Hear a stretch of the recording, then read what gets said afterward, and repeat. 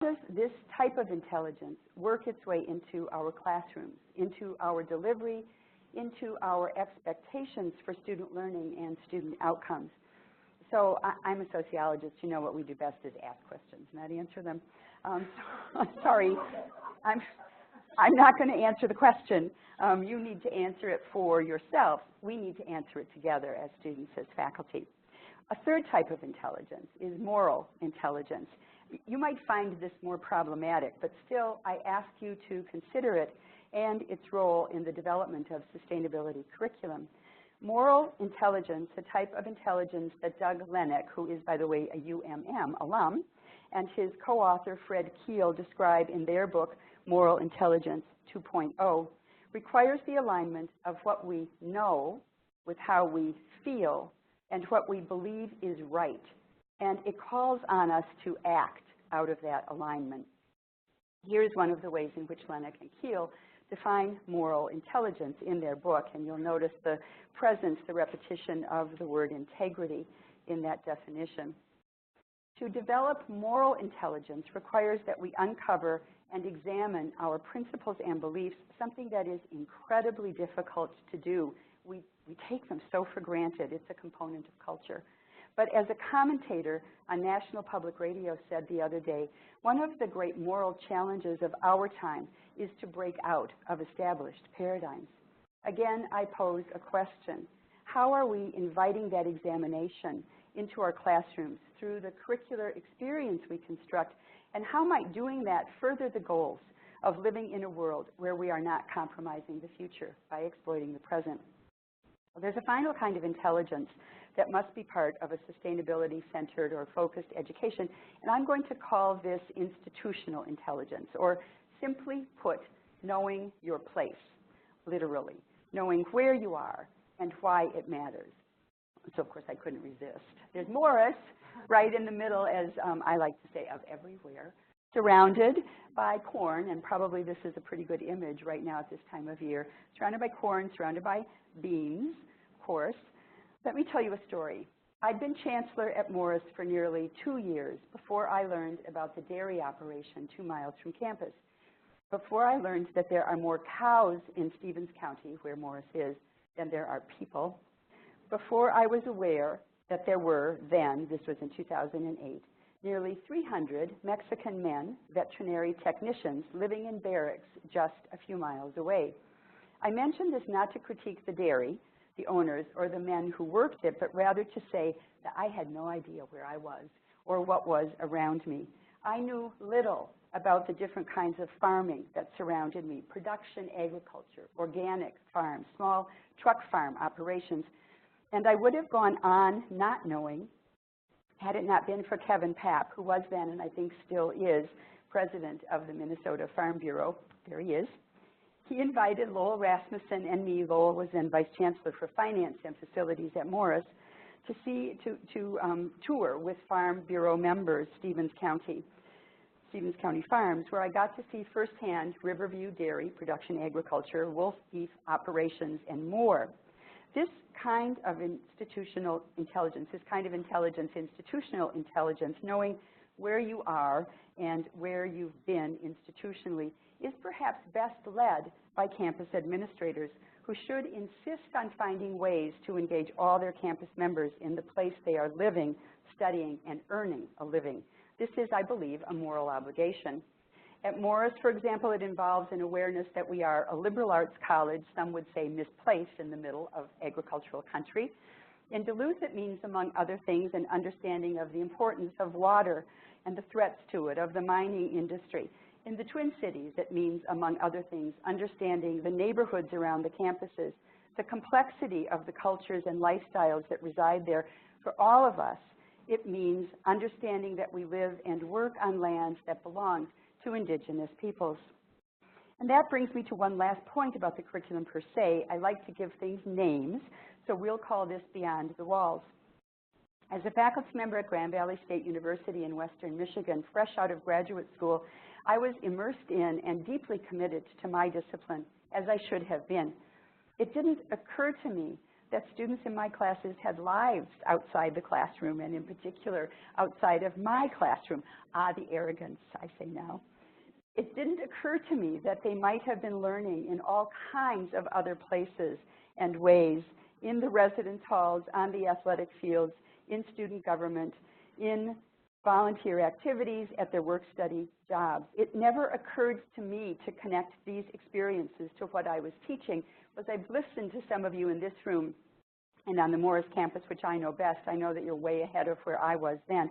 I'm exaggerating for effect, but not by much. And now I confess that I have a dream. My dream involves turning students loose, and I tried to find a picture of students from every one of our 5 campuses, turning them loose, armed with a clear articulation of the learning outcomes we have named that are shared with them, and that we can, at the end of the day, demonstrate that we have achieved. Turning them loose and giving them the power to show us, to tell us, and themselves what they have learned and where. I think we would be surprised, because I think students recognize that the learning environment, the curriculum, includes more than the classroom. Those who teach students are those officially assigned to do so, to be sure, the faculty, armed with their expertise. But teachers, experts, also include colleagues in student affairs, communications, development, athletics, food service workers, electricians, gardeners, the business office staff, the boiler plant operator, the director of facilities. You get my point. These individuals have knowledge and wisdom that can contribute significantly to the entire learning experience. And this brings me to an important lesson that I learned several years ago from students at the University of Minnesota Morris, and that is that composting is a liberal art. Students at UMM wanted to compost. I did not. They did not care. They invited a representative from the Minnesota Pollution Control Agency to campus to discuss the possibilities, to assess possible composting sites. They didn't ask me, seek my permission. They did more. They went to composting school at Iowa State University. They took members of our physical plant staff with them, not faculty members, not administrators, people who knew how to get things like composting done, people who subscribed to the campus mission, people who genuinely liked and respected students and who were respected by them. Cool. On the day the 2 staff members who had been part of this excursion returned, I was walking to my car, and they were just getting out of theirs. Jackie, they called, come here, we have something to show you. These were our plant director and another grounds crew worker, longtime employees. Look at this, they said proudly, holding up several pieces of paper. It was an essay that the student who had organized their participation had written. It was an essay on composting as a liberal art, because it is. It requires an understanding of economics, of human behavior, psychology and social psychology, of politics and policy, of chemistry, and more. It's a model for sustainability education, and students were the ones who saw this most clearly first, and others can tell you about the composting operation. On the Morris campus, it's pretty successful. So I hope I've made my point. Education involves multiple intelligences, and learning occurs within and outside the university's classrooms. Let me finish these remarks by talking about what might be our biggest challenge in creating an intelligent curriculum. I'll call this last part preaching to the choir. And I repeat, this may be our biggest challenge in the academy, in the country. If nothing else, the 2016 presidential election should have taught those who are liberals that we have spent way too much time talking to ourselves, preaching to the choir. Though I'm speaking in particular to political liberals here, the same critique, I think, applies to everyone.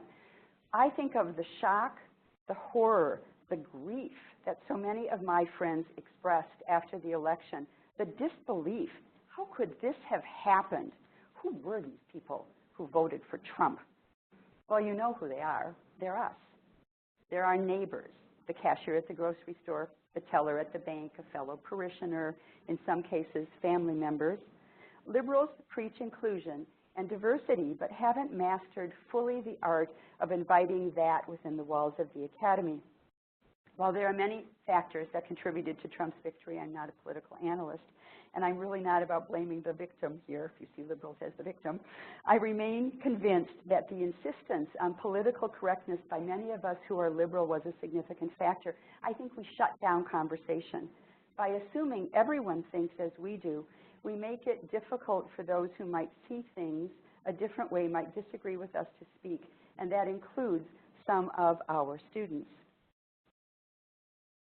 I think this resulted in a kind of bottled up discontent, a feeling of being shut down and out that erupted, that manifested itself in what is, for many, the unthinkable. The Donald. I was struck as I listened to coverage of the two most recent hurricanes to hit the U.S. and the Caribbean by the many people who said, unprompted as they were being interviewed, we help each other here. We care about each other. We look out for each other. Really? I thought, you would rescue a Democrat if you were a Republican? A Republican if you were a Democrat? I joke. Of course they would. But that it takes a natural disaster to elicit such remarks is a shame. Can we recreate and sustain such collaborative, caring conditions? I hope so. We have to fix this. Coming out of downtown Minneapolis on Tuesday morning this week, moving toward the 35W North entrance ramp, I'm getting the sign from back there. I am almost done, and I am on time. So put that sign down. I'm just kidding. You must know me. You can go on and on. Coming out of downtown Minneapolis on Tuesday morning this week, moving toward the 35W North entrance ramp, I saw a sign. I don't know who sponsored it because it's one of those electronic signs that changes, and I was looking at it and I nearly had an accident, but it says, great minds think unlike. And I thought, that is just right. The question for us is to expose that unlikeness. How do we use this idea to structure experiences in and out of the classroom that bring together unlike great minds? How do we use this idea to create an educational experience that nurtures change agents who are willing to take the risks, agents who will work to create sustainable futures? Those of you who know me know that I am ever hopeful, and I think of our educational institutions, the University of Minnesota, with its 5 distinct campuses under a single umbrella of mission, but with unique ways of fulfilling it, as places of privilege and places of hope. Because we are privileged to live, to study, to work in these communities, we have, I believe, a special obligation, a moral obligation, to ensure that we join together to create a future that is not compromised and to create curricular experiences in the classroom, outside it, that fulfill that goal, using the full range of our intelligence. Those of you gathered here in this room and gathered across the University of Minnesota system, you give me hope. Thank you very much. Right on time.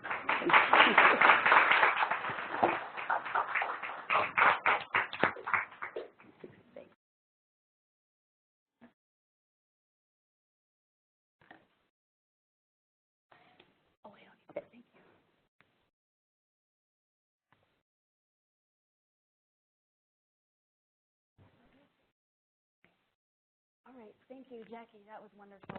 That was a really tough act to follow. But Tiffany's would have been as well, so it's just as well I'm up now. My name is Michelle Garvey. I am a teaching specialist in gender, women, and sexuality studies, and one of the 4 first cohorts of the Institute on the Environment Educator Fellows. And I just wanted to thank the Institute for inviting us up today and inviting us to be a part of that year-long experience, which was incredibly impactful for me as an educator. And it's really like, for somebody who's been a part of this U of M community for almost a decade now, it feels like coming home to be a part of the Institute on the Environment now. I've been working this past year on developing a project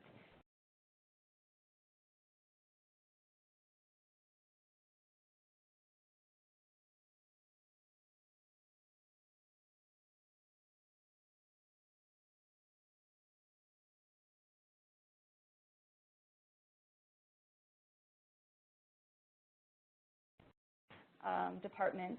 So Tracy Deutsch, Mary Hanneman, who's here, Patrick Roizen, and especially the hard work of Beth Mercer-Taylor. I'm gesturing over here because she's in our front row.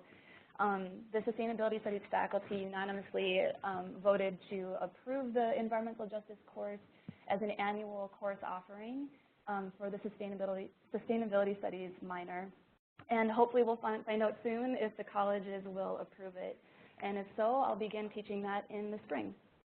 I had the opportunity to pilot this environmental justice course last spring as a topics course in my home discipline of GWSS.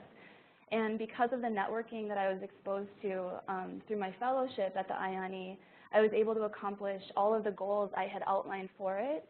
And it was a really enjoyable, productive class experience. I'm happy to have had that past experience to model the future ones from.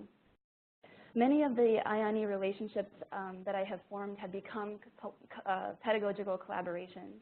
And for the purposes of the course that I piloted, for example, through an environmental justice meeting with the EPA that was hosted here about a year ago at the IANI, I was able to work with GIS master's student Frank Wagner, who I'm gesturing over here, who really took the lead in teaching our class how to implement a digital mapping project, and I'll say a little bit more on that in a moment.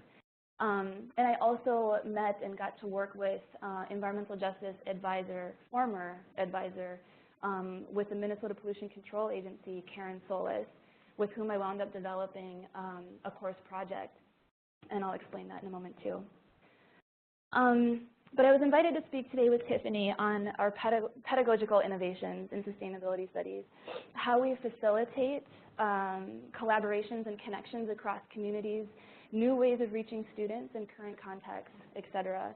So I'm going to provide an overview of three guiding or overarching goals that I'm trying to employ in my course development to reach students and also make lasting contributions to the environmental justice movement. The first goal that I've had is to provide students with a practical skill that they can use. So in addition to the critical thinking and research and thesis-driven writing and speaking skills that most of our gender studies courses offer, I'm also trying to equip students with additional skills that will, A, likely be transferable to their work in other classes and future careers, and B, get students thinking beyond their books and beyond the classroom about contemporary or relevant ways to apply their knowledge. So many years ago when blogging was hip, I tried to teach students how to blog, and we would, there were quite a few kind of classroom discussions that happened that way. In the past years, I've tried to implement digital storytelling, which has really taken off in the humanities.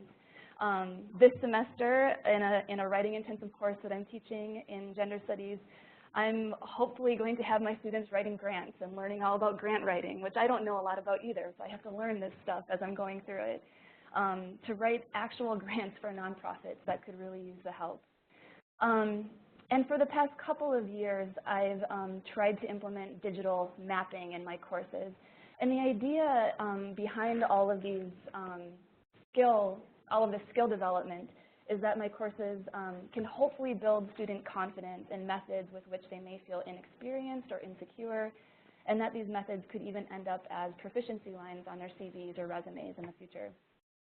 So last semester, our class worked with the MPCA to explore the effects of 12 Minneapolis businesses' air emissions on surrounding vulnerable neighborhoods. So these are low-income and or neighborhoods with high populations of people of color in Minneapolis, with the goal of collecting demographics and pollution data onto interactive digital maps, which would then be turned over to the MPCA for their policymaking and outreach use.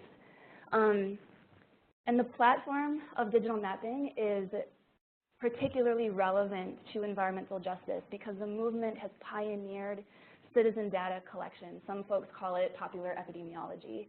And then that data is compiled into interactive digital maps. Those maps then become a way of sharing experiences of inequality when those experiences tend to be overlooked by public health officials, politicians, policymakers, and educators like myself. And even the EPA uses a really robust and sophisticated digital mapping system now that all citizens have the opportunity to use. And you know, for the first half of our semester in the environmental justice course, we're often employing these digital maps to illustrate case studies of environmental injustice. So I thought, why not provide tools for students to create these maps themselves? This required a lot of scaffolding on my behalf as well as in collaboration with our GIS guru, Frank. I would say about 3 to 4 classes had to be devoted to workshopping and learning the basics of GIS. It required a lot of troubleshooting and a lot of patience, some hand-holding for my more technophobic students.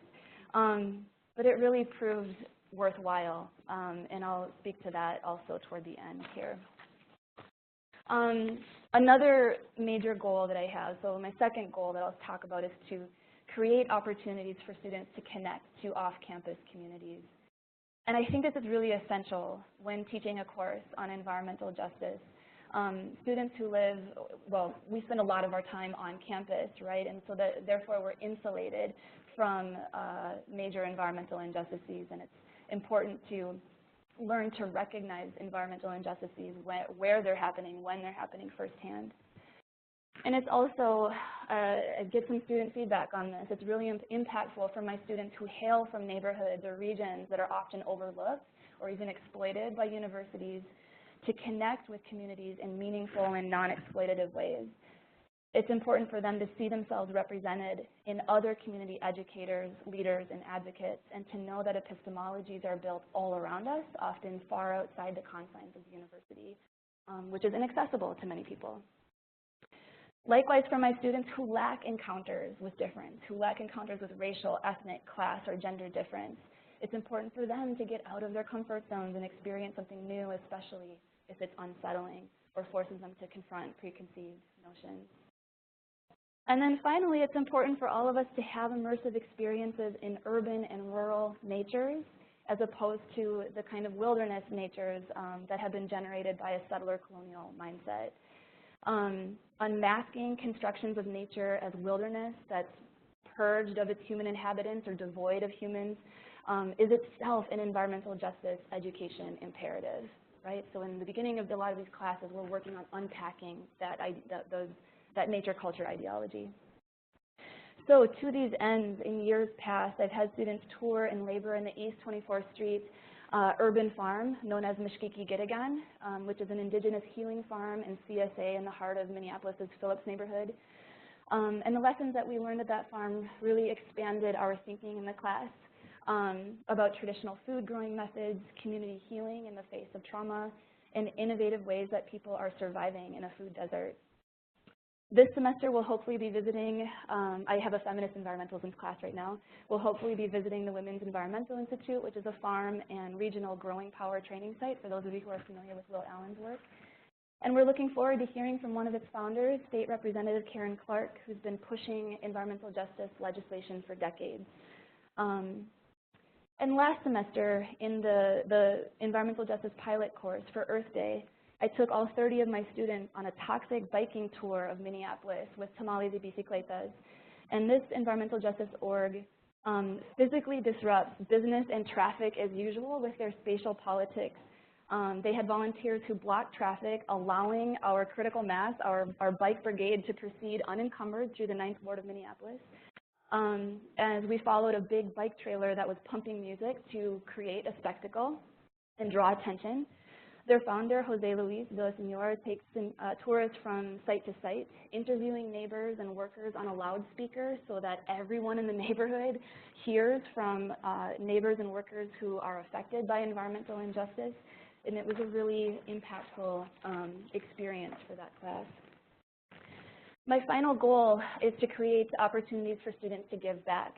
And I think oftentimes we, or I'll just speak for myself, I tend to think about higher education as preparing students to leave campus with skills that they'll hopefully enact in the future to benefit their communities once they have their degrees.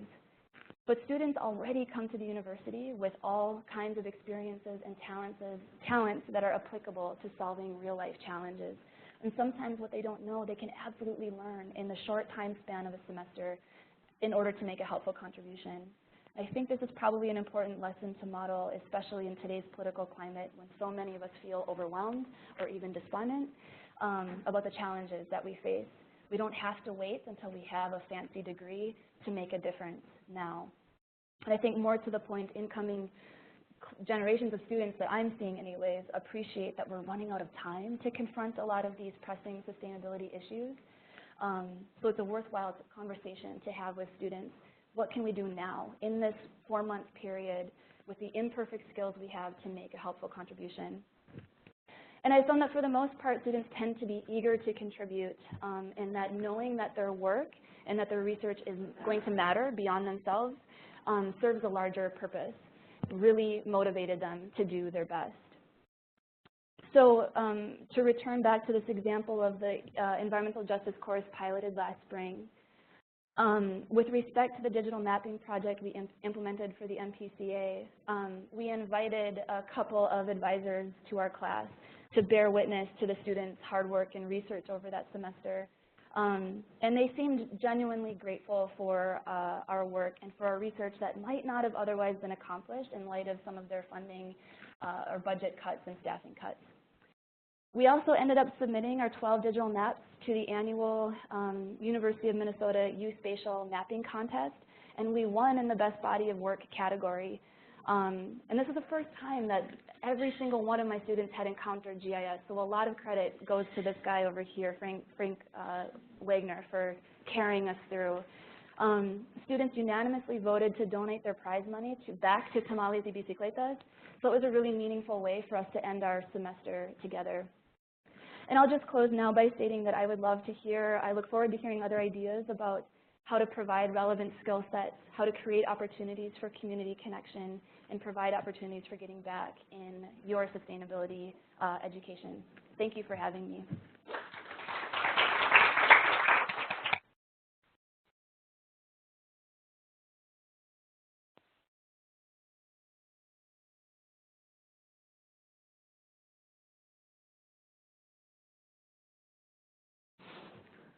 So you're a tough act to follow. Okay. My name is Tiffany Richardson, and I teach in sport management in the School of Kinesiology. And so I was very privileged to be a part of this pilot program in the Institute on the Environment. And so I'm going to talk about the ways that I use sport as a platform for sustainability. And back in 2014, I had no idea. I recycled. I did my best, but I had no idea what power, I guess, or the tools that I had here at the University of Minnesota in my program alone. And so I was doing my part. I was at Twins Fest, and I bring a bunch of volunteers down at Twins Fest, and I'm all about volunteerism, all about getting my students involved, and that's just a part of what the nature of what I do since I've been here.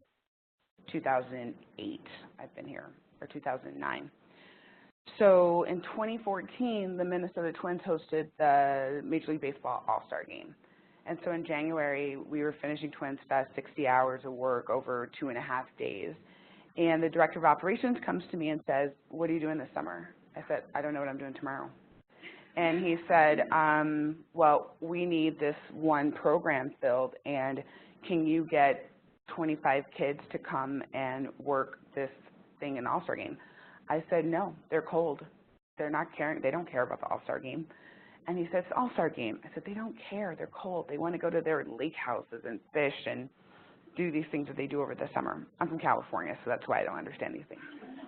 And so he said, "Great, Tiffany, I'm glad you're going to do this." So he takes out his cell phone, and he texts my really good friend now, Paul Hanlon, and he says, "Tiffany's going to do this, and she's going to get all these kids, and it's going to be great. Just keep me on the emails, and it's going to be great."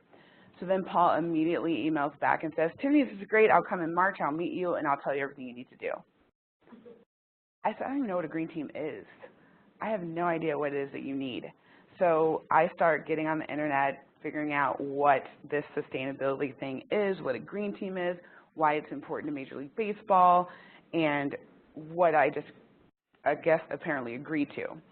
And so fast forward, I recruit, I get all these kids, I don't even tell them what they're doing. They just show up.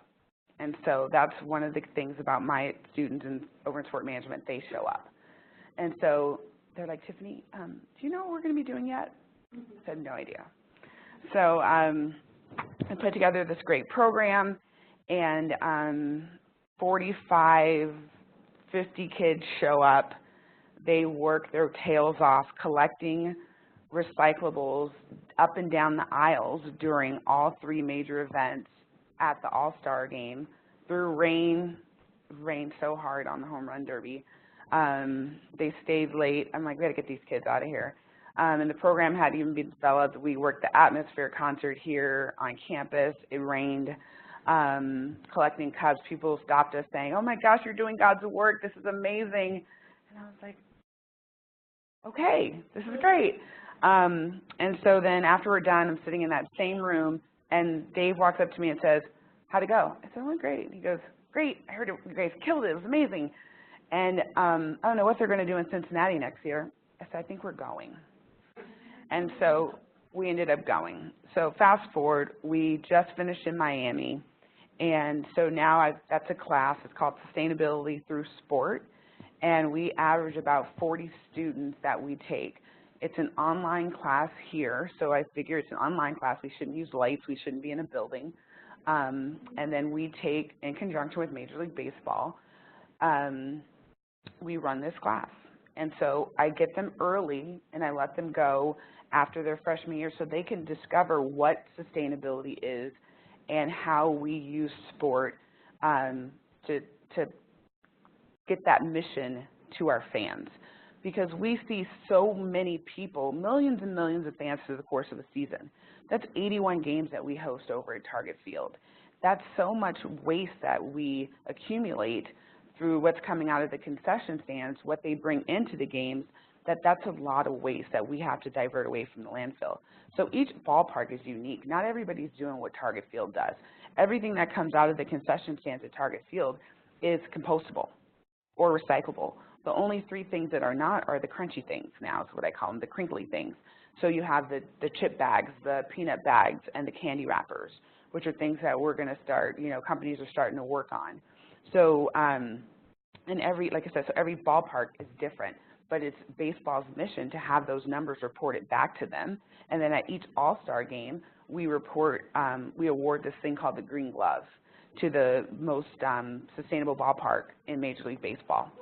And so that's one of the things that we're able to do through that platform. And so sustainability, as we talked about, has such a large meaning.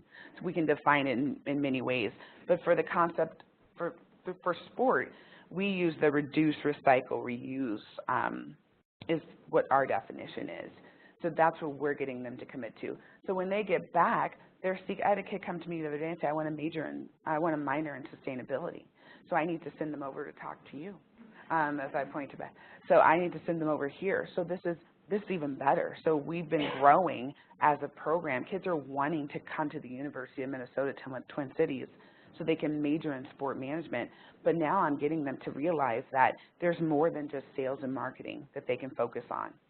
So now they're combining their passions of sport and sustainability because all 30 clubs have a sustainability manager.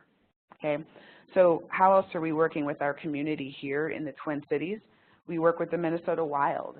We went from one green team after Green Sports Alliance. We have a national summit, Green Sports Alliance. We went from one green team 3 years ago to 10 last year, to where I'm meeting with them next week on Wednesday, I think, to discuss the schedule to see how many green teams we're going to have at their season this year. And what we do is each year we fan educate.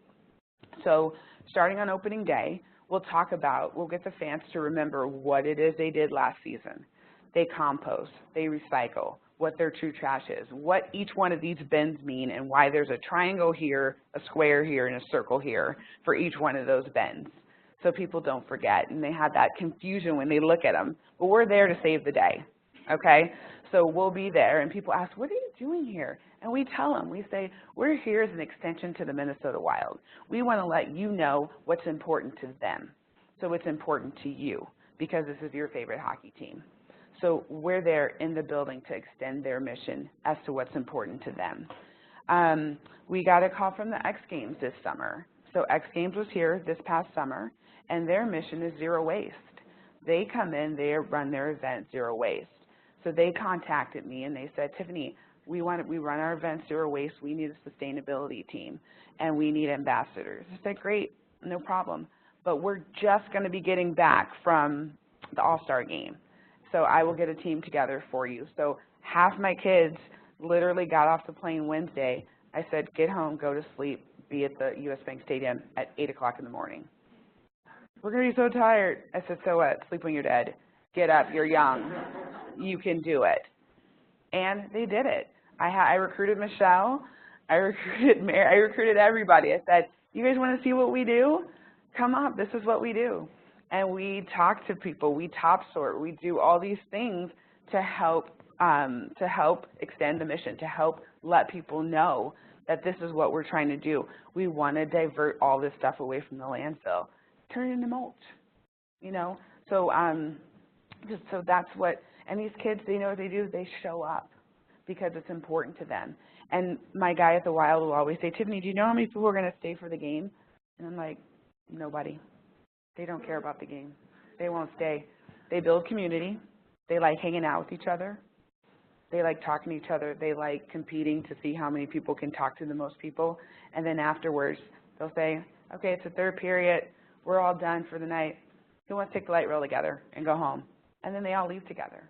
So it's not about the actual competition for them, about the game, no matter how good the team is or whatever's going on. It's about spending time together, taking care of the mission together, and then they leave together. So the game is kind of an afterthought for them. So it's really about what's going on in the education process for them. That's what it is about for them. Another thing that we're doing this year, and I'm getting my kids involved with, I'll be the chair of the NCAA 2019 Men's Final Four Sustainability Committee. So that's another event we're going to run, Zero Waste.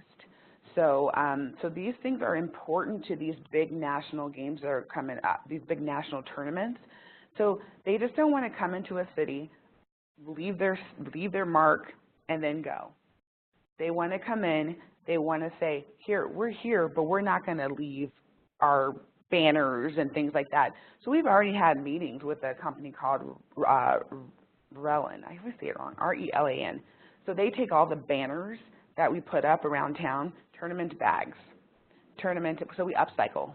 So we've already talked about how we're going to upcycle all the banners, even the ones that may come off the printer that may have gotten a little bit ragged or that we can't use. How we're going to take those, how we're going to upcycle those, and how we're going to upcycle those. So all those things are being discussed now, and those games aren't going to even take place till 2019. So, so all those things are being considered now. And then those are things I'm going to bring into my classroom. Right now, I want to talk about one of the longer-term projects that we're working on. In my writing intensive class, we're working on Target Center's reopening right now, October 20th. And we're applying for a grant with the County of Hennepin for the Timberwolves, working with Jen Schmidt. So the I&E program's been great for me because you guys are all such blessings to work with, and I get all these great ideas. And so Jen will come to me after Frontiers, and she said, what about the leftover food scraps from Target Center? Can we bring those into the hog feeding program? I said, why not? Let me go ask. And then they love that idea. So I'm like, okay, let's do that. That's a program that we're gonna do. And that makes the waste that they send over to the HERC that much lighter. And then we're able to bring that back over here, and Jen does something with it with Pedro. And so I meet all these wonderful people. And now we're going to start, so that building's we're considering that new. They don't have a compost program over there. So we're going to start that, and over the next 1, 3, 5 years. And then we're going to, so in my class, we're working on their EBOM program, so existing building operation and maintenance, but they have some prereqs that they need to get done before they can actually apply. So my class right now, my writing intensive class, is working on those policies. And so once we get the prereqs done, then my next writing intensive class will go and work on the scorecard to get the certification done. So to figure out between that 0 and 110 points where they'll fall. And I'm hoping for somewhere in the silver, because now they have a lot of glass and all these other things. So then once we get all that done over the course of the next maybe 3 semesters, maybe 2, we'll be able to get their LEED certification for existing building. So we're taking that literally seriously and then bringing that into the classroom and working with the buildings in the city to go ahead and show that you know, it's more than just the competition. It's more than just building it and leaving it. It's ongoing work that can be done. So the kids can then take those real world projects that they have and they can say, here, this is what I've actively done. This is what I've actively participated in. Here's an experience that I've had. Oh, what was the Major League Baseball All-Star game about? Oh, it wasn't about the game. It was about, this is what I did to contribute to. And Miami Marlins Park is a LEED certified silver building. This is what we learned about that building. This is what we learned about the University of Miami, because they stayed there, and then they get a tour of all the sustainability aspects of that campus while they stay there. So we work that into a part of while they're there on campus. So we take all that into account. They just don't show up and just go to the All-Star game. They don't get to sleep. It's a jam-packed 2-credit class. It actually should probably be a 6-credit class with the amount of work that they do.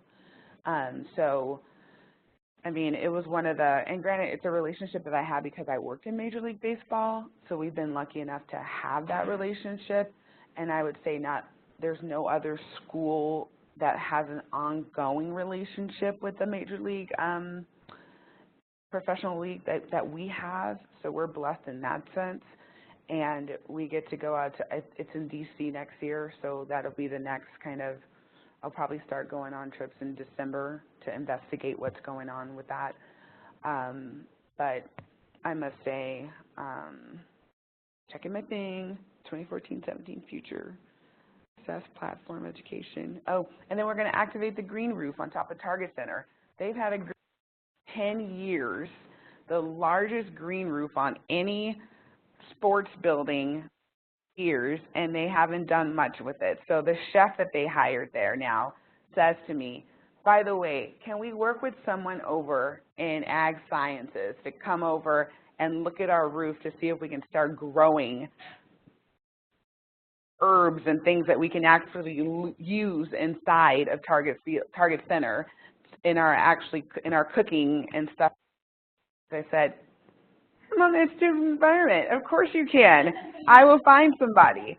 So we're going to start having those conversations as well to then bring people from this side, on the science side, to then get the students over on this side involved on that green roof that they have on top of Target Center. So not only does it collect rainwater, but now we're going to see if we can actually start growing things up there to use in the concession stands during, probably it's going to be more for the link season. But that's something else that we're going to do. But I wouldn't have that opportunity to just come over here and do that if I wasn't a part of the Institute on the Environment. So it's been such a great collaborative process, and all through the platform of sport. And so that's what's allowed us to have this great relationship. I'm out of time, so thank you very much.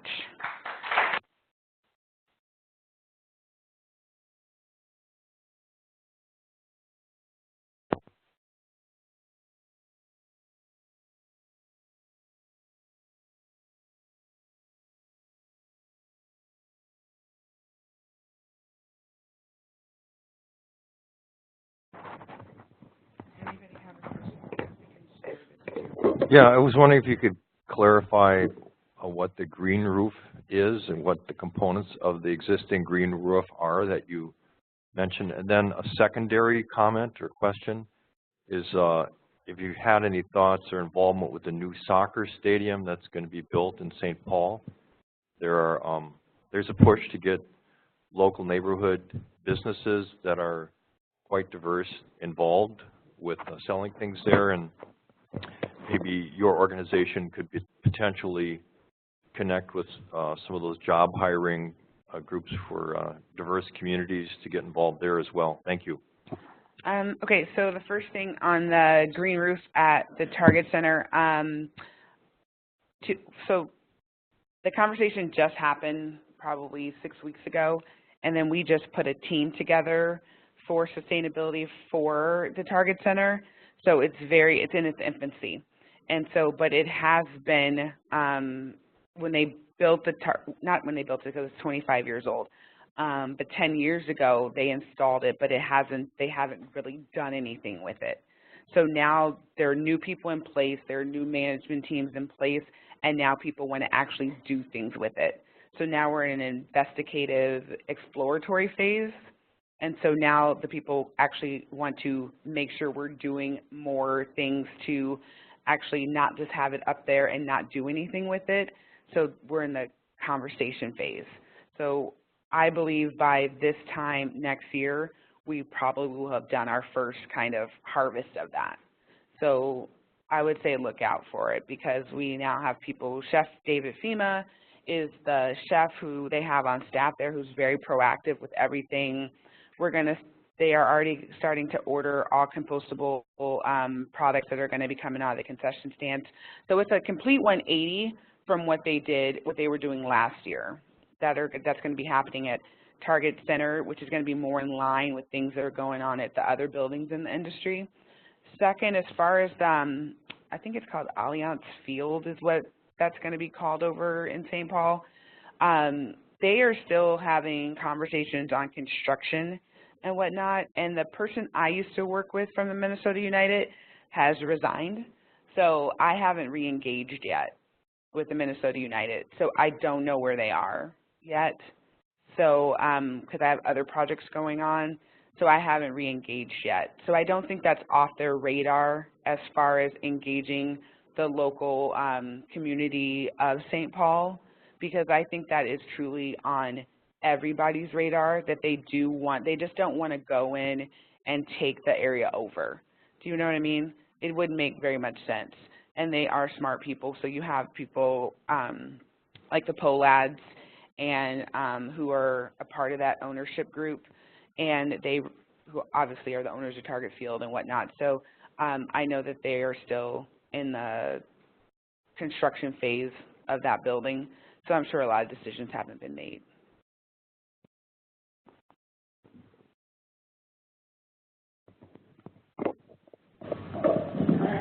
Okay, Warren. Hi, I'm Jane with the Department of Chemistry. And I'm very involved, so I have multiple questions, but we'll start with one here. I'm very involved in the National Green Chemistry community, and I'm on a national committee on environmental improvement, and we're trying to address the environmental injustice piece of green chemistry as a motivator for green chemistry being implemented in industry, but just that term, environmental justice, is a problem because the chemical industry had so much, has from the terminology some resistance from it.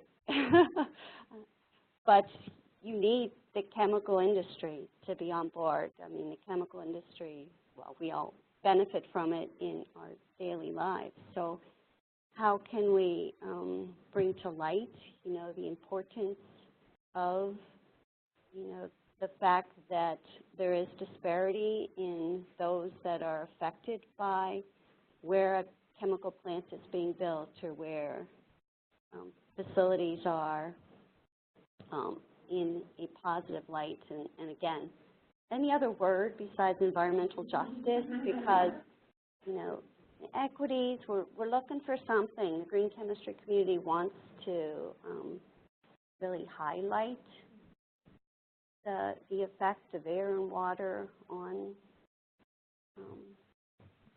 different communities, but we're looking for an approach that is not going to be viewed negatively by Dow Chemical or, I mean, they all have their own sustainability programs, but there's question one. Wow. It's a hard one. That's a huge question. And I appreciate it. I appreciate that that's a reality. And I don't have a straightforward answer for you. If others in the room do, I would love to hear too. Yeah, sure. I don't have the word, but I think that the point that she's making is really an important one, and it's about language. And so much of the language that we've used in relation to, first it was global warming, then it was climate change, and now I think an alternative is extreme weather. Finding a way that people can relate to what they're experiencing, not what they feel is being imposed on them by, again, some sort of liberal conspiracy. I don't have the word, but I think the point that you make is a really interesting one, and one that we need to think about. We think about the language that we use and how it brings people in rather than shutting them out. So I don't have an answer either. Maybe somebody else does, but I think the point is such an important one. It is. It's a little divisive, and we're trying to get around that. Well, I just wanted to maybe insert the idea that environmental justice is a response to the divisiveness of the mainstream environmental movement.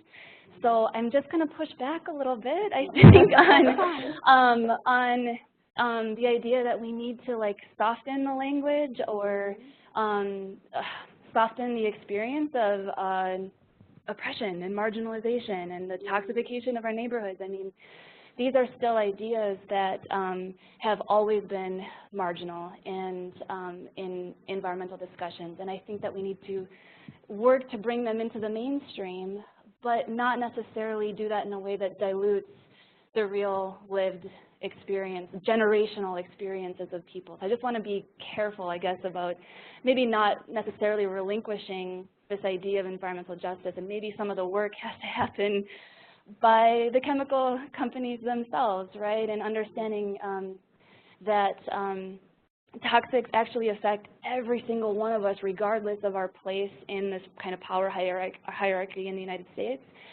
We are all downwind, we are all downstream, but some are more than others, right? And I don't want to lose that in this conversation. So I'm open to absolutely to discussing the importance of, you know, businesses and corporations are some of the biggest drivers of industry and economics and wealth and even information now in this country. So I know we have to get them on board, but we have to do that in a way that's just. Mm-hmm. Yep, I knew it was a hard question because Absolutely. we're looking for the answers. Isn't Even green chemistry itself struggles because we don't want it to be a separate chemistry. Right. We want all of it, all chemistry to just, we want green chemistry to go away, that we're all doing things in a way that is thoughtful and preventing pollution rather than cleaning it up. So. And isn't that why we're hearing more corporate social responsibility, those terms coming out of more big corporations, that we now have the corporate social responsibility areas within, you know, big banks or big chemistry or big pharma or whatever the case may be. So I don't know. I have a question. I'm going to take one from our friends in Duluth really quick. So their question is, with some recent store closures, is it this one from Duluth? Okay. With some recent store closures, have a bit of a food desert in our downtown area. Okay, so I think they're saying there's some recent store closures in Duluth that have led to some food deserts.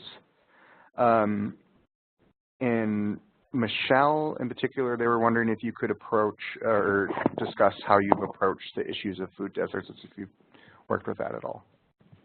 Yeah, sure. I don't know, I'm not familiar with the Duluth as a case study per se, so I don't know how specifically I can speak to those closures or that issue. What can I say? You know, I try to take students through the understanding or the appreciation of how food deserts come into being in the first place. But then we also spend time on thinking about how communities try to push back and secure food access and secure healthy, culturally appropriate nutrition for their families and their communities. One way that this has been done has been, of course, as many of you know and are a part of, through the kind of CSA revolution, the community garden revolution. Food forests are kind of taking hold as a big idea across the world, but especially across the country. I did a lot of studying in Seattle of the Beacon Food Forest, for example. This is an area, the Beacon Hill neighborhood of Seattle, that is classified as a food desert. It's one of the most racially and ethnically diverse zip codes in the country. And they worked with the city of Seattle to develop, to grow a forest of all edible foods at every story of culturally appropriate foods from around the world, so that different ethnicities of people would see something of themselves represented in these forests. And it's free for foraging. It's free for the taking any time of year. They're all volunteer run. So there are definitely ways that communities are thinking innovatively and pushing back and resisting. But I think that as innovative and practical as all these solutions are, they also they tend to let cities or government or industry off the hook in terms of delivering what should already be in place, which is healthy, affordable, accessible food for everybody in their communities. So I just wanted to mention, we want to be kind of careful that the burden doesn't fall on affected communities for having to pick up the slack, government. That's a partial response, I know. I can open it up if other people have suggestions for Duluth as well.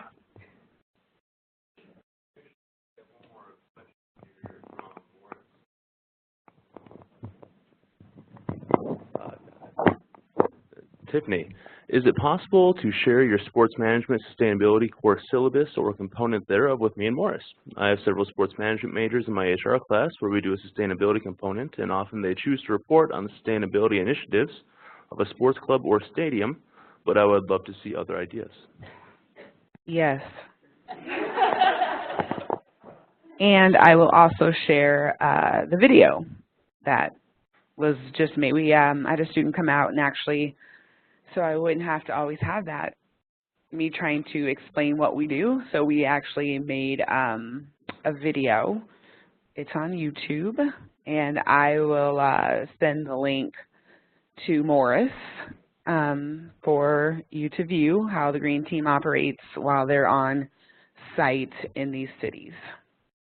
And Miami's kind of sad because we rebuilt a park in North Miami, which is equivalent kind of to the North Minneapolis neighborhood, and we remulched and we painted parking lot lines and we built benches and we worked with the Little League teams that came out and worked side by side with the Green Team college students. And now Irma has probably taken that all away, but hopefully baseball gets involved. Can I ask a follow-up question? I want to ask a follow-up question to Tiffany. Is it possible that students from other campuses, I'm thinking about how we're gathered here, and across the campus can participate in your Green Team effort? Yeah, I actually took kids from St. Thomas out to Miami this year. You just have to pay tuition, obviously. And then baseball picks up a lot of stuff. It's split. If I can take 10 seconds to tell you how it's split. I know we gotta go. It's going to cut off now. It's a 2-credit class. You gotta pay tuition and you pay for your housing, and then baseball outfits you in a uniform and clothes and transportation on the ground, and they pay for your food while you're working, and then you pay for your food while you're not working. Email me. And we are a wrap for a 5-minute break, so we'll be back in a new campus, 5 minutes.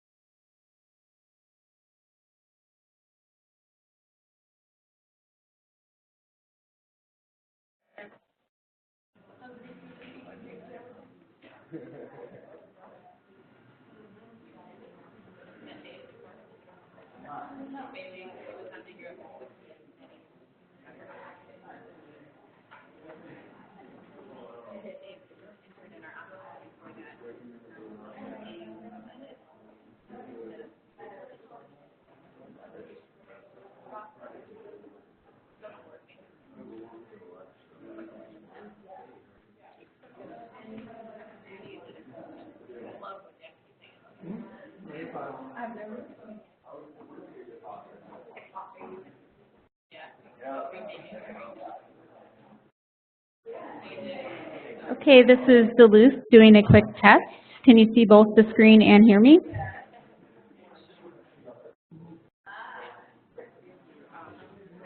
Yep. Excellent. Thanks for trying that. I think this will work fine with your computer.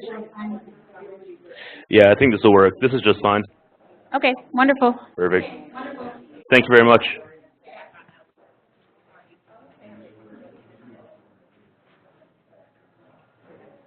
Where are my fabulous students?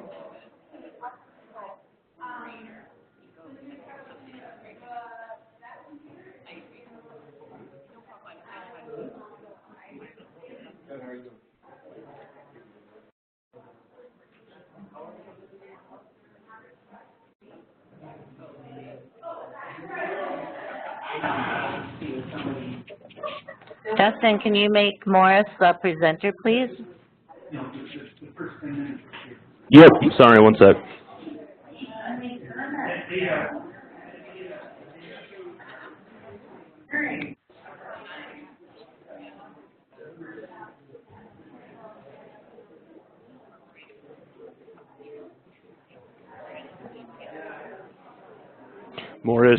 Morris should be the presenter now.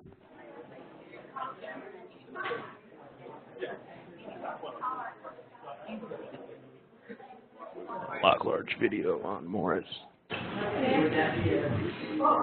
Thank you. Yep.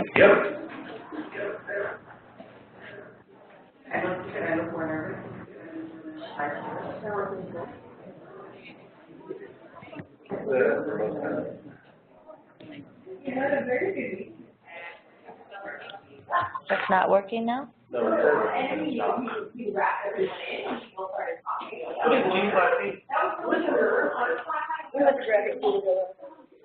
it let you know?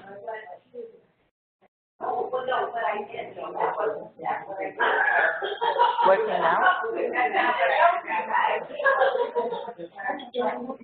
I'll get out of the way, maybe because I'm in the way.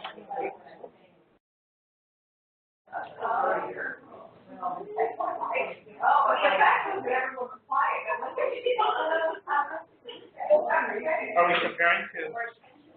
Okay, so we're gonna prepare the lunch lemons here. Oh, we're getting close. Clean up.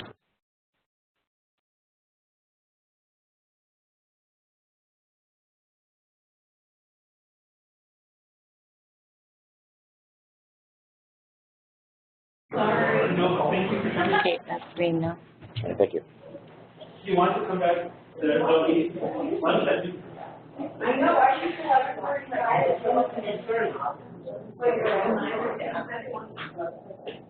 I don't know when I'm supposed to start.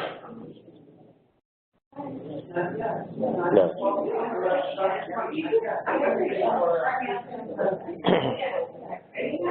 There's 11:21 on that.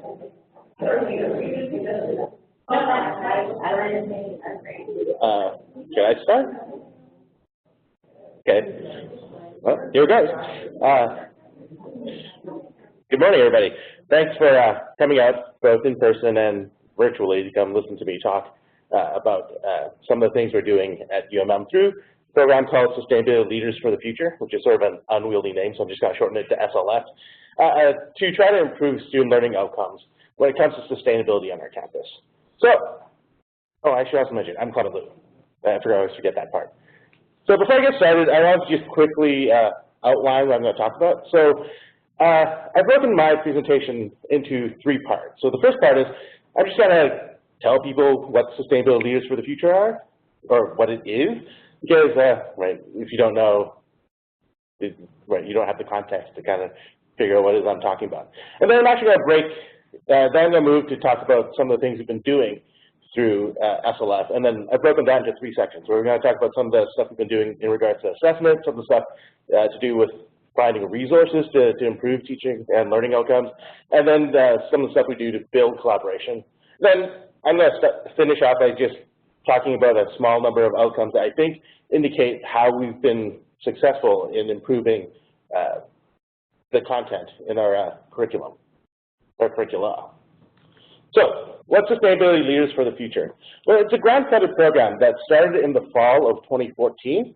And for the first 2 years, it was a 15-member fellowship with 5 staff fellows, 5 faculty fellows, and 5 student fellows. And I think the important thing to I guess, keep in mind when thinking about those fellows, we selected those fellows and recruited those fellows with an eye out for diversity, right? Diversity in terms of representation across units on campus, and diversity when it came to experience about sustainability. So we didn't want to just have a group of folks planning for sustainability that were made up of the usual suspects, but we had some of the usual suspects. So we had faculty from environmental studies, and we had staff from facilities. I'm pointing because they're actually in here, from facilities management, who are folks who, throughout their careers, have spent years, if not decades, thinking about sustainability.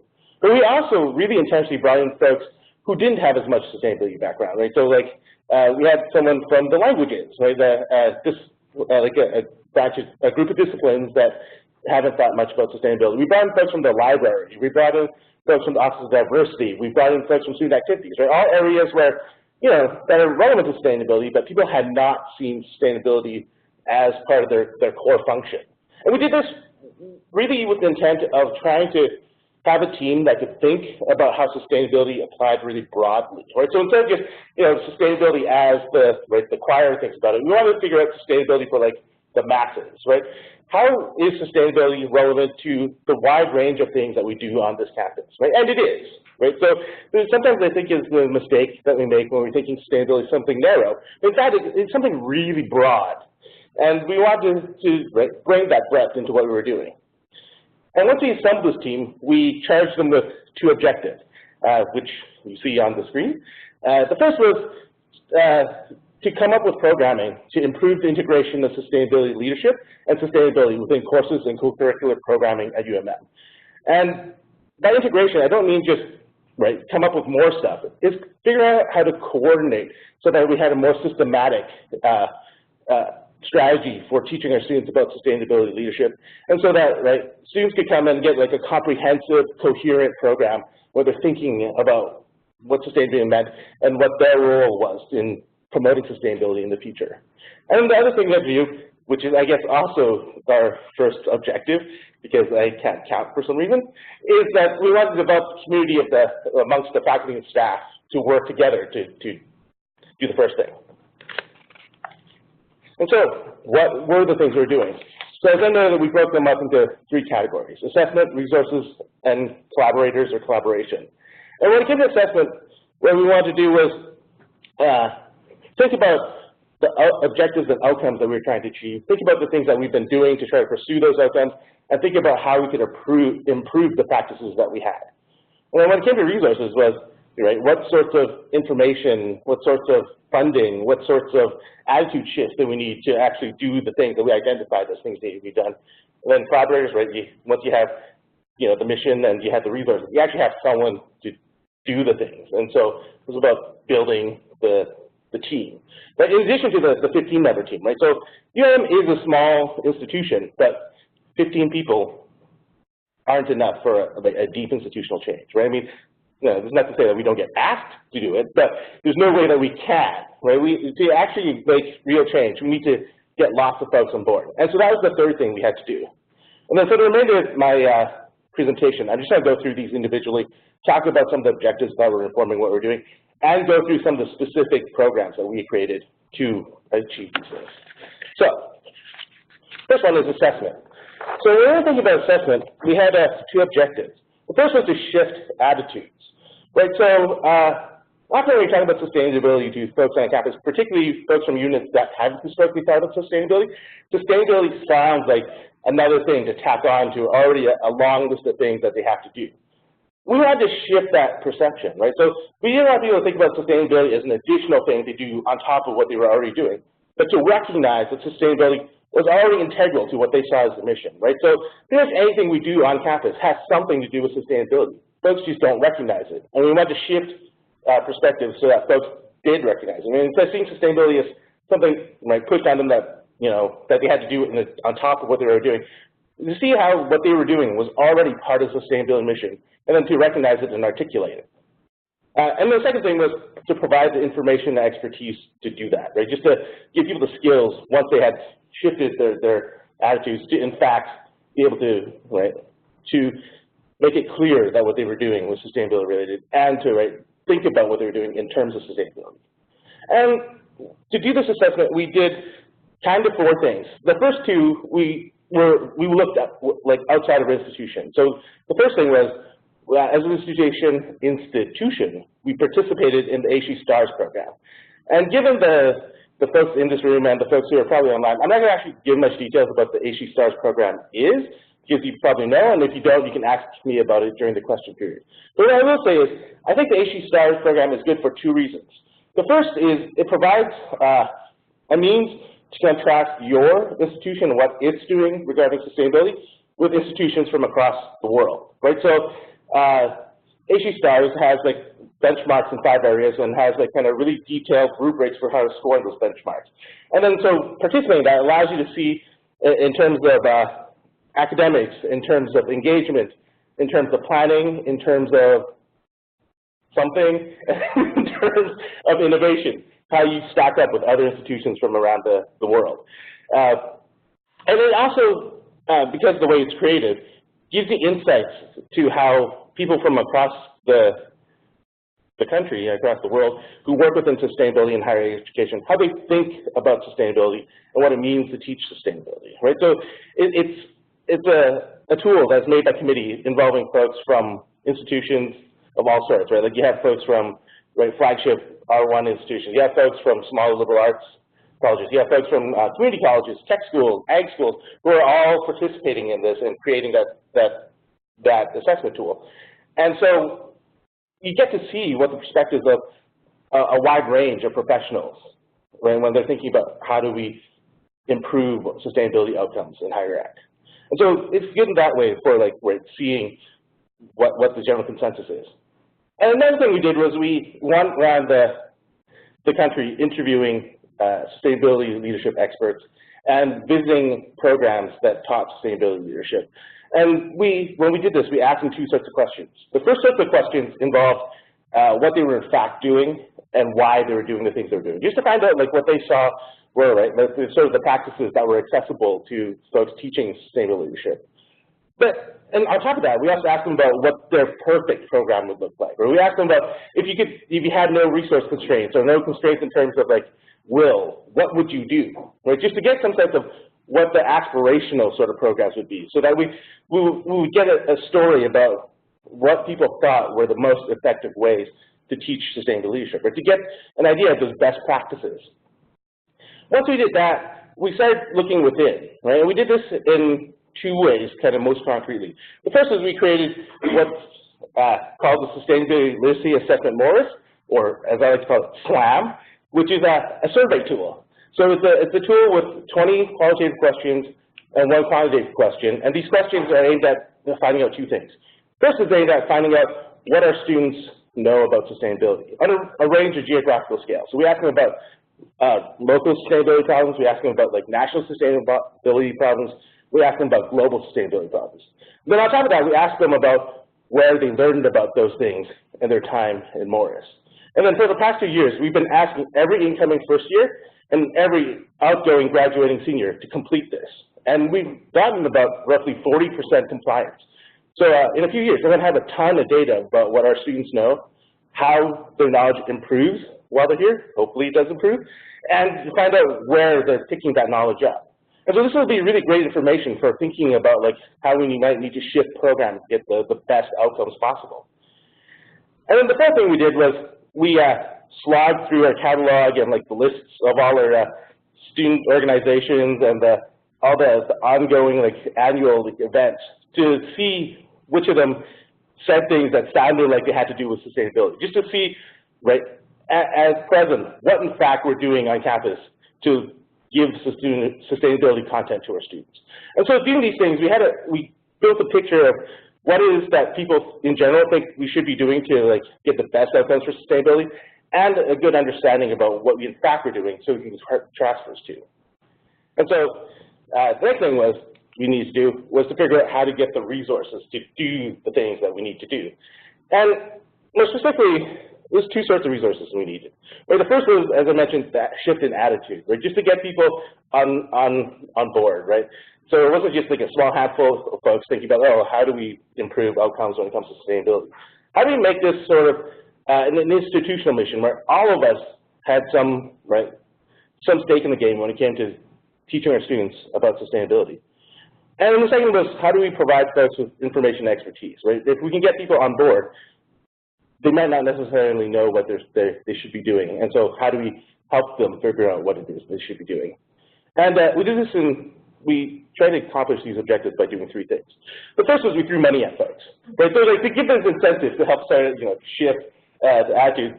We worked with the Dean's office to provide more than $30,000 worth of curriculum development grants. And through these grants, we paid folks $1,500 to revise existing classes to add a sustainability component, and $3,000 to create a new course with a substantive sustainability component. And so, we did this for the last few years. We got a lot of great proposals, and we funded a whole suite of classes, which I'll talk about a little later when I talk about outcomes. The same thing we did was we tried to provide models of how people can integrate sustainability and sustainability leadership into programming across units. So we did this mostly by inviting famous people to come to our campus to speak about sustainability, but famous people who worked in areas where the units on our campus tended not to in the past think it was sustainability. And then in doing this, we wanted to give folks an example of someone who is respected in that area who talk about how sustainability and the work of that area relate. Just to give people the notion that yeah, folks are doing this, I can do this, if this makes sense, that's just not right, like me being a hippie or something. And then the third is we provided professional development support. So we had sessions during our fall professional development day to teach people about how to integrate sustainability into curricula and co-curricular programming. We had a bunch of webinars, which she invited people to come and watch the fine folks at ASHE talk about best practices when it came to teaching sustainability. And we fed them lunch, so that they would actually come. And then third, we paid for some travel. So folks who were going to workshops or fun trainings that had to do with sustainability, we paid for that so that we could get people to bring knowledge from outside to us. And that actually brings me to the third thing we did, building the collaboration, getting the folks to do those things. And again, there were kind of two objectives that guided our work in this area. The first was we wanted to inform folks about the opportunities that we were making available. So if folks didn't know what we were doing or that we existed, they wouldn't even know to ask us to do things or to reach out to us for potential partnerships. And then the second was, once we informed folks, was to actually recruit them, particularly with an eye out for recruiting folks in units that hadn't worked in sustainability, to collaborate with us, to create programming. And we did this in three ways. The first was, as you remember, we started right at the beginning being with an eye out for inclusion, for folks who hadn't historically worked in sustainability on the campus. We really intentionally want to have folks on the planning group that had the inroads into the units that hadn't been as deeply involved in sustainability, so that we wouldn't have to come from the outside to trying to convince folks to participate. We actually had folks that were already in those units, had those pre-existing relationships, and could just go to their colleagues and say, hey, I'm doing this thing, SLF, we're having this sort of programming. This sounds right for us. What can we do? And the second thing we did was we were really intentional about not proliferating events. So we didn't create events outside of existing programs. So all the people we brought on campus, we brought in partnerships with other units. And often units that hadn't thought about sustainability. And so that way, when folks were trying to find people, who should we invite to come to campus for a series? But we would suggest, hey, here's this person that's working in your area that does sustainability stuff. Moreover, we'll help you organize it, and we'll provide some funding to decrease your costs. And that's where we built relationships and snuck in content, And so it was a good way of getting folks to play our game. And then third, we created a program called Building Institutional Sustainability Networks, or BISON. And this was our way of trying to make learning about sustainability and learning about sustainability education fun.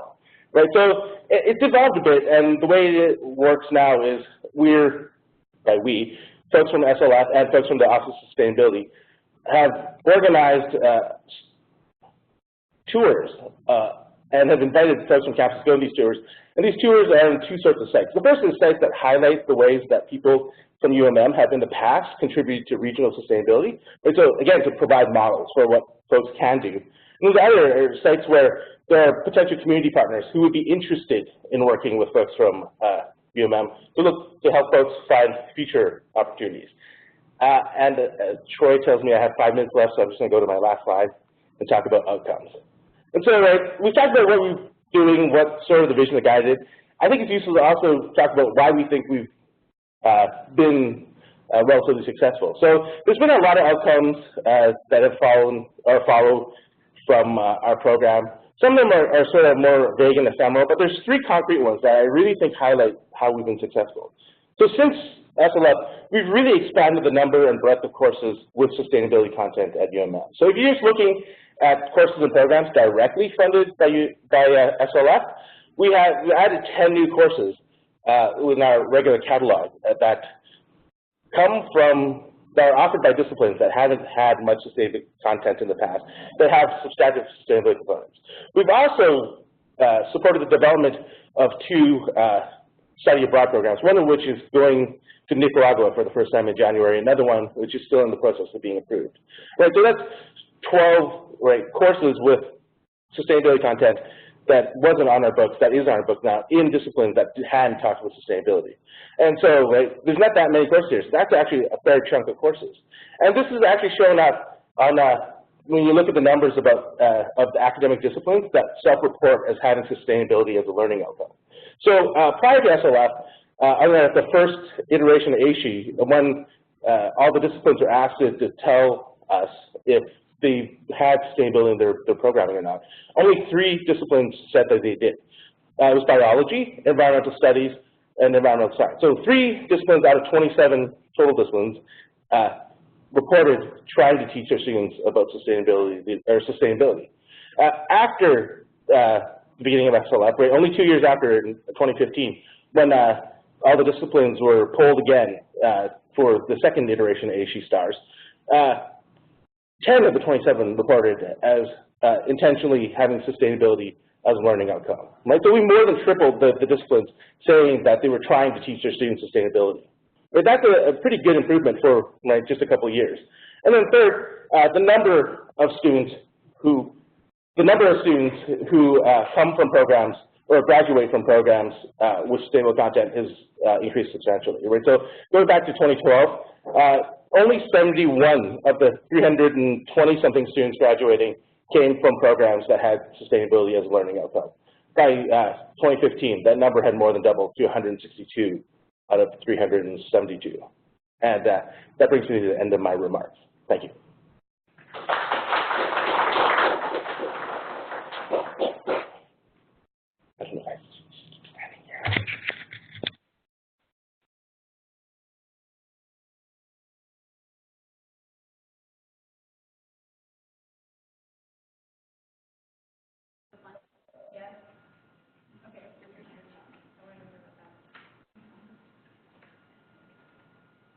I'd also love to learn a little more about the assessment tools they use.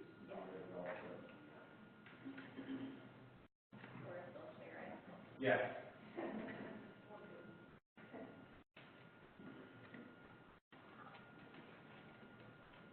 I'm pretty sure they're doing questions after him, and we're not up next, but I will go look at my computer and verify that.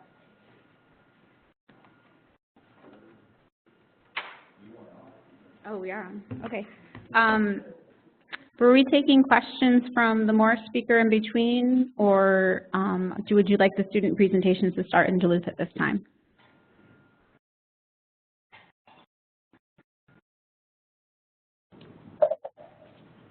Should I just say the Duluth can start?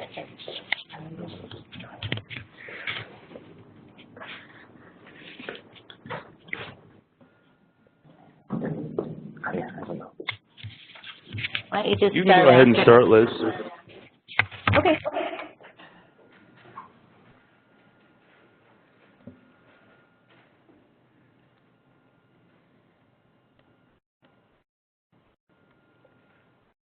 All right, let me introduce Megan. She's going to come in and give you a welcome from the student's perspective for Duluth. All right, hi everybody, my name is Megan Hurley and I am part of the Organizational Management and Marketing programs here at UMD's Leibovitz School of Business and Economics. Today we have 5 different students, including myself, that are going to speak to you about different courses that we've taken here and what we've learned about sustainability and how we've been able to implement that into our education and also our personal lives. And so we are going to start off with Bailey Coughlin, who is from Mechanical Engineering.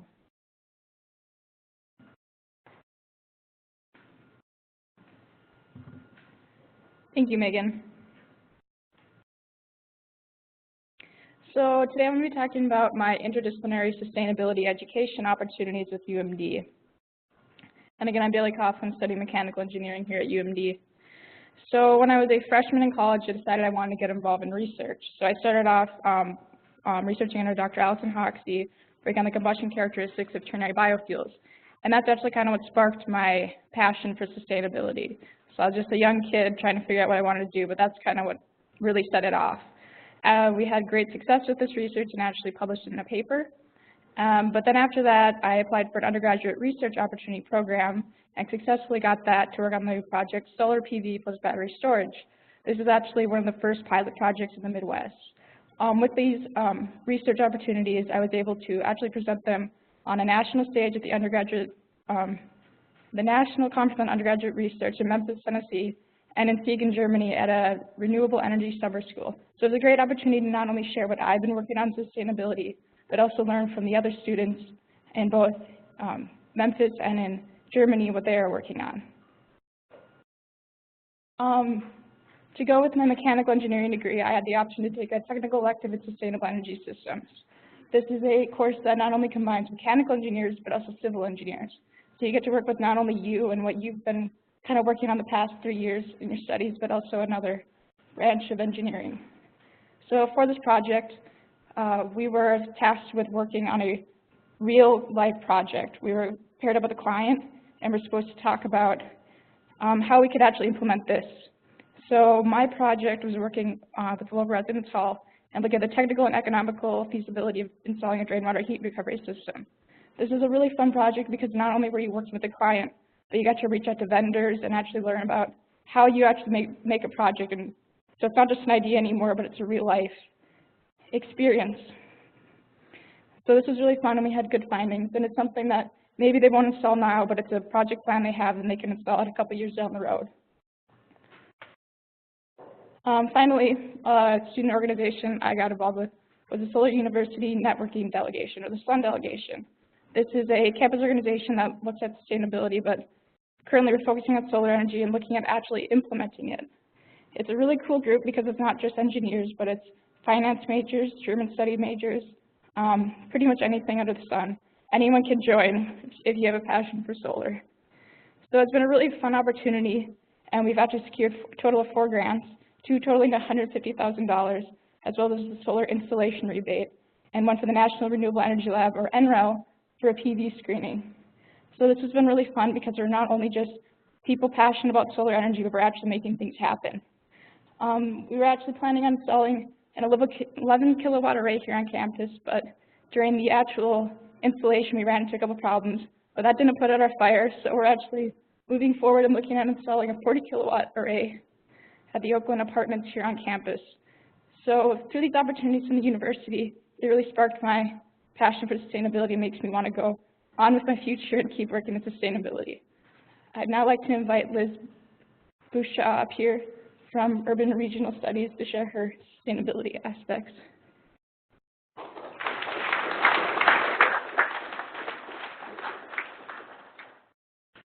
Hello, my name is Liz. I'm an Urban and Regional Studies major here at UMD, and I've also had the chance to take some sustainability courses in my time here as well. I have had the pleasure to work at the Land Lab here at UMD since 2015, around this same time. They hired me at Harvest, and I've been around ever since. The Land Lab, a little background, was started by Randy Hansen in 2009. He started it as a way to engage how global, social, and ecological changes are manifested at a regional level.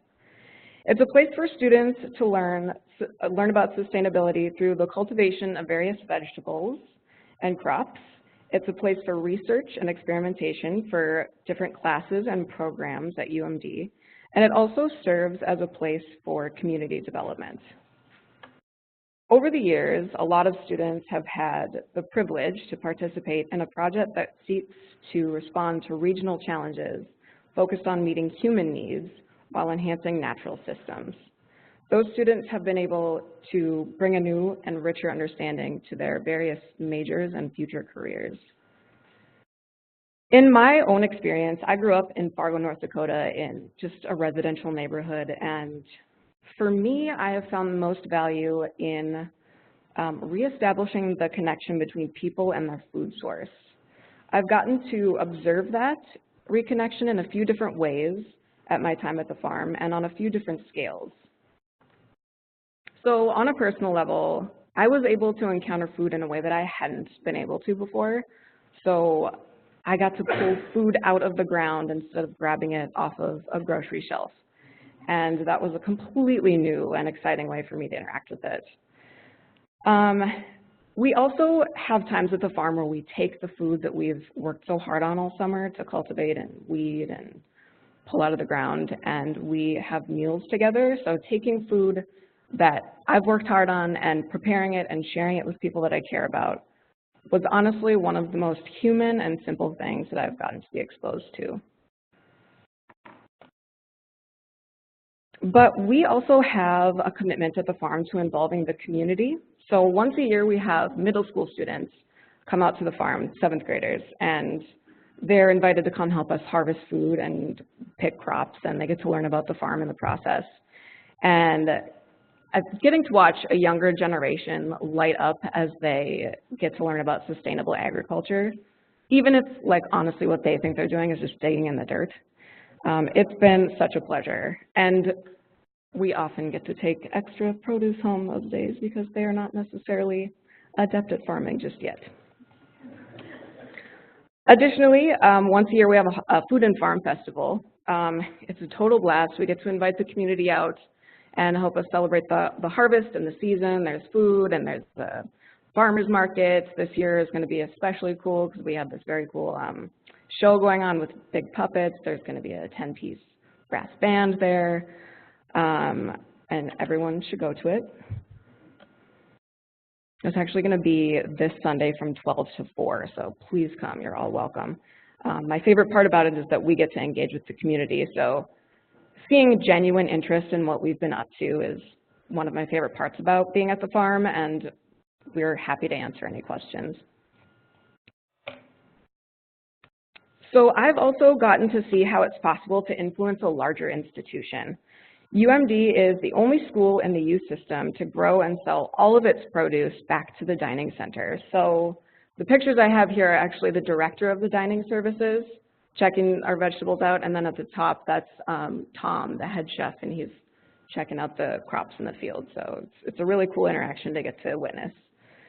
And I think understanding how to change as foundational a part of our society as a food system is something that I really value and that I hope to take into a career in community planning in the future. My experience at UMD has been hugely influenced by my time at the Land Lab, and it's been an overwhelmingly positive one. I hope it can continue to inspire students and students to be more conscious and mindful humans for many years to come. Thank you.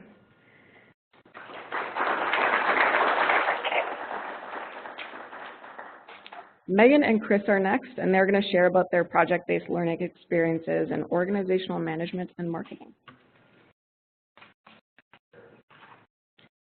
All right, hi, I'm back again, Megan Hurley from Organizational Management and Marketing.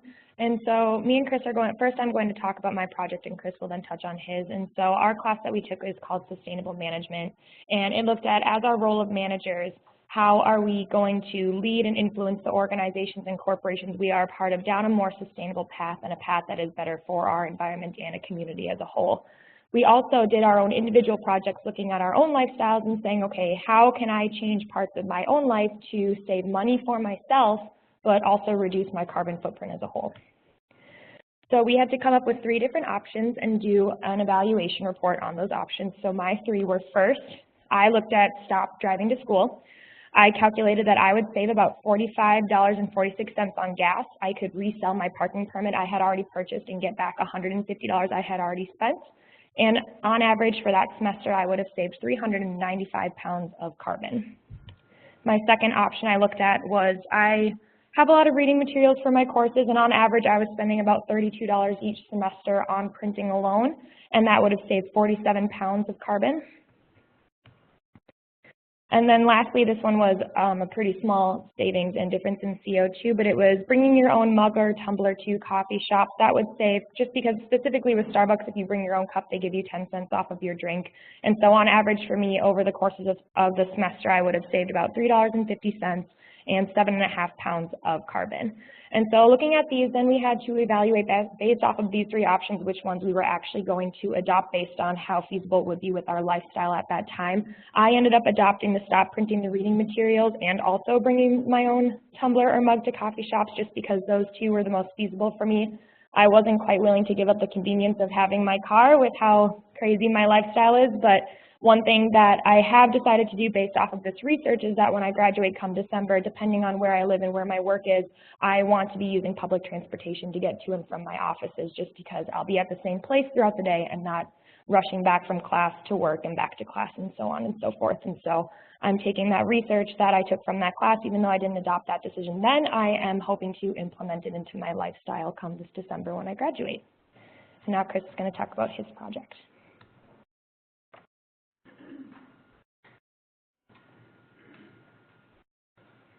Hello, everybody. My name is Chris Larson. I'm an organizational management major. I'm going to be talking to you about my wonderful trips.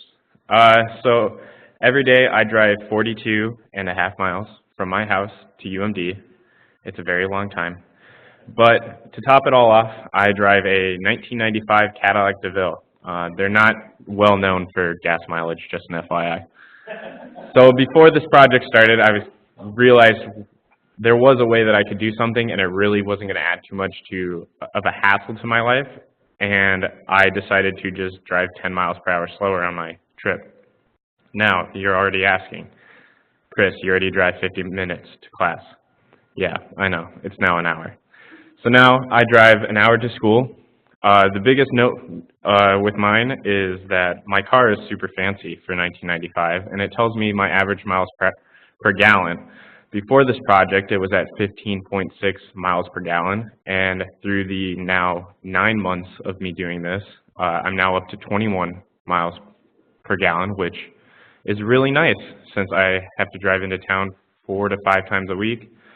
That saves me at least one trip up and back that I get one more on my gas tanks. So it's a really easy and quick, simple way for me to do it. Quick is not the right way to say it, but it's a nice and easy way to do it.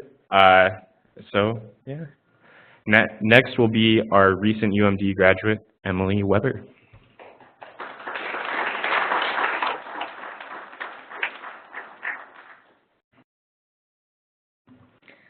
All right, hi everyone. My name is Emily Weber, and I am a recent UMD graduate, like Chris said.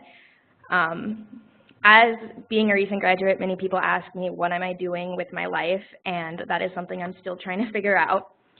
But rewind to freshman year, and I was even more clueless than I am now. But I knew that the environment and sustainability were important to me. I knew this because growing up, I was fortunate enough to have a father who would drag me to a different national park every summer. And growing up, I was kind of snobby and was like, I want to go to Disney World. And looking back, I'm so happy that I have never been to Disney World and that I've been to like 13 different national parks. So I have a specific memory of a time when we were in Glacier National Park and we were reading like the visitor signs and stuff. And I read that the glaciers in the park were expected to disappear by starting in 2030. And it really shook me because I was just standing on this glacier the other day and this thing was massive. And I don't understand how it could be disappearing so fast. So that was like a real life experience that really spoke to me and got me thinking that maybe if everyone could understand the gravity of the situation and the irreversible damage that was already done, we could start making changes in our lifestyle to prevent this. And so going through college, I struggled to also find what I could do to make a difference. And however, here at UMD, we're very proud of the steps we take to be a more sustainable campus, and it shows as you walk through the hallways. You can see the compost bins or posters on the wall, and there's even a huge mass of plastic bags in front of the bookstore, and all of that is there as a reminder that sustainability is more than just a fad. It's a lifestyle, and it is learned through education and firsthand experiences. Experiences like going to the sap farm or spending classroom time at the outdoor classroom in Bagley, or on the more extreme end, I had the opportunity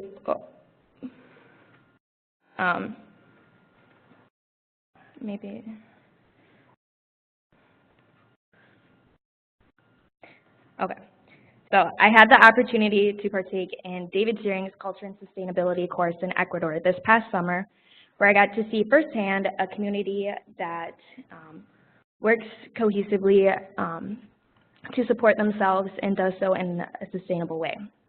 The Tuncarta community is located in southern Ecuador in the mountains. It's very beautiful. And it's a mix of indigenous and non-indigenous people. We spent the first 3 weeks, there were 7 students, myself and 7 students, and David spent the first 3 weeks of the program in Cuenca, Ecuador, which is one of the larger cities in Ecuador. And there we took class time and field trips to practice speaking Spanish, to go visit national parks and visit artisan workshops. And after those 3 weeks, we were joined by another faculty leader, Michaela Penning, and we spent 3 weeks living with families in Tuncarta, or more broadly referred to as Saraguro. And while we were there, we spent our daily, this is our time in Cuenca, sorry. While we were in Tuncarta, we spent our days doing the same daily chores and activities as our host families did. For me, this meant following my host mother, Ana Lucia, while she fed the chickens, cut grass for the guinea pigs, and move the sheep from pasture to pasture, milk cows, and whatever, all of this before lunchtime. After lunch, we learned how to bead, art form that many women in the community use to sustain or to help support their families. The type of beadwork they do has deep roots in the Saraguro community and is just one of the ways they have sustained their culture. Being a part of their daily lives really opened my eyes to the way that the Tuncarta community lives a really sustainable lifestyle. They practice sustainable agriculture in the sense that they don't produce more than they need to, and if they do, they share with their neighbors. And they have the mindset of, I'll willingly spend my day helping you harvest because I know one day you'll help me fix my house or whatever. They're really like give and take community. So along with that, I got to see fields of corn growing with beans up the corn stalks and squash throughout the rows. An early agriculture technique that they still use today, which allows the soil to be more fertile and accepting. My host dad was very proud of how fresh the food was and mentioned more than once that it was grown organically and without the use of chemicals. And the same goes for the way they raised their animals. The family's cow was producing milk because she still had a calf to feed and not because of injected hormones. And if my family didn't have the means to produce something themselves, they went to the market and bought from a local vendor or someone who did have the means. And this type of sustainability is important. However, I think it's necessary to highlight the fact that sustainability means more than just preserving the environment. During a short span of 3 weeks, I saw how important it was to the Saraguro community to preserve their culture, which has been around since before the Incas. And although not everyone is indigenous in the community, they still pass on their beliefs and practices from one generation to the next. And in a life where we are constantly moving towards a monoculture, I think it's really important to not lose sight of the unique and individual cultures around us and to celebrate them. My time in Ecuador showed me so much more than I could have imagined. I kind of signed up for the trip on a whim, and it really was a life-changing experience. And I've never felt more welcomed in such a foreign environment.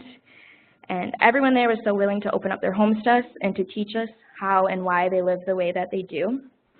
And although I value my education, no amount of time spent in the classroom or reading books can compare to a real-life experience like this.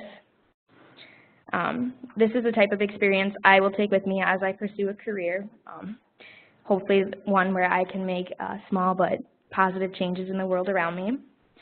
And I sincerely hope that others, through whatever means available, obviously not everyone has the opportunity to take such a trip like this, but perhaps being more involved on like sustainable practices here at campus, and to really understand the importance of living a sustainable, in a sustainable and supportive community.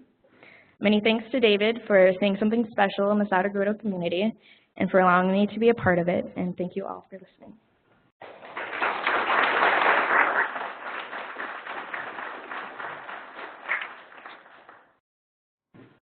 And now with that, the students would just like to know if anyone has any questions for any one of us.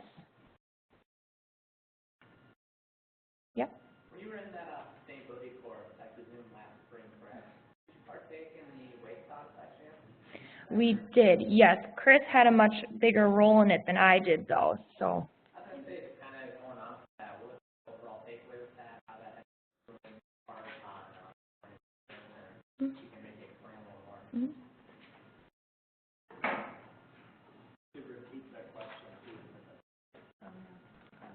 What?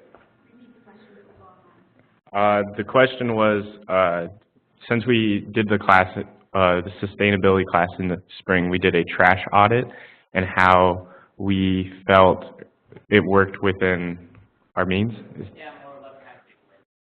So with doing the trash audit, it was actually pretty interesting as somebody who had never really thought too much within trash besides, oh, recycle my cans, recycle my bottles, and just moved on with my life.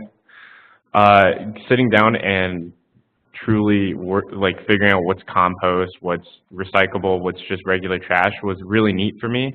And seeing within just the business school, like where we throw away our things and how we throw it away was kind of eye-opening. And for me, it definitely makes me think more about what I'm throwing away when I do throw away stuff nowadays.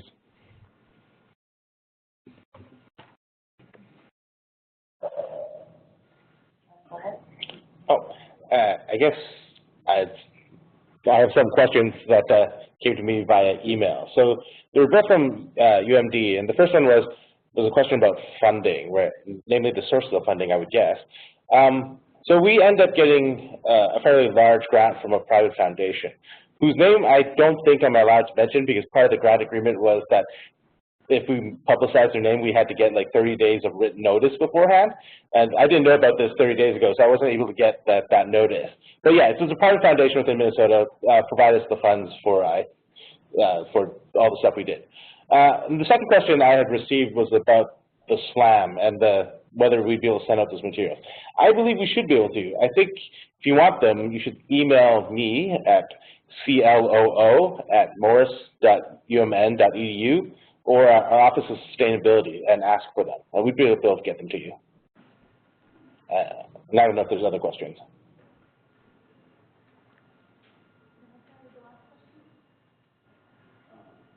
So now you've received this education and sustainability, how have you disseminated it? The question was, since we've gained the education within sustainability, how have we used it to talk with our families and friends?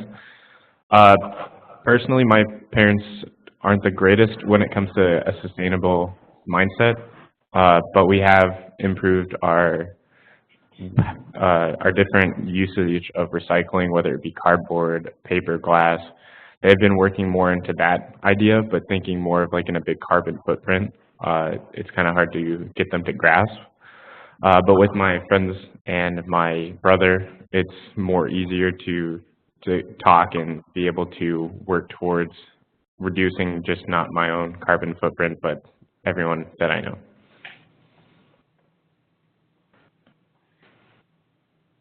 I guess I can touch on a little bit similar to Chris with my family. Luckily, my parents, they did raise me in an environment where we did try to be very sustainable, so there wasn't that much there. More so, what I try to bring it back to is my other classmates that are in my other courses. Typically, let's say I'm working on a student-to-business initiative project where we're going and working with the business on their integrated marketing communications plan. Something I always do try to talk to them about is the importance of sustainability and how that provides them with a bigger connection to the community around them, and that's something that they may want to implement with their business and look at their operations and say, what can we be doing differently and how can we communicate this message to our community and how can we influence the community around us to come together to work on that, because sustainability is very important for the environment, but that also is a huge promoter for businesses as the trend for sustainability in its importance is becoming a lot bigger than it used to be in the past. And so that's something that I really try to stress to my classmates who are going to be entering the business world with me as well within the next year or so, and that we should be wanting to bring that to the organizations that we work with once we are done here. You guys have any thoughts? Anything else to add? Okay if you don't. So thank you again so much to our students here from Duluth and to all of our presenters today. We appreciate you working with us as we do our first ever 5-campus University of Minnesota Network Summit on Sustainability Education, but the journey does not stop here. In fact, if you are in Duluth visiting on vacation or here in the audience and you want to come to a women's hockey game on October 20th, we will be adapting Tiffany's approach to Go All-Stars Go Green. We're going to call it Go Bulldogs Go Green for women's hockey. And there'll be all kinds of interesting materials and more information about sustainability that you can hear about at that event that is open to the public. Further, there's a part 2 of this series where we'll have a brand new keynote speaker as well as the last 2 of the first cohort of INE educators speaking. I happen to be lucky and privileged to be one of the 2. I'm Liz Hill from Chemical Engineering here at Duluth, and Ned Mohen from Electrical Engineering down in the Twin Cities will be the other one. Also, keep in mind, any faculty in the audience, that the INE Affiliates Program is actively accepting new affiliates and fellows for the upcoming year. So whether you have a research area related to sustainability or you want to become part of the second ever cohort of engineering educators, those are open, and I believe the 18th of September, Monday, is the due date for those applications. You can find out more on the Institute of the Environment's website if you have an interest, or you can talk with anyone in the room from the INE or as part of one of the affiliators programs. With that, I would like to close, say goodbye to our online participants, and invite those in the room to partake in the lunch if the lunch has been delivered. All right, thank you all so much and have a wonderful afternoon.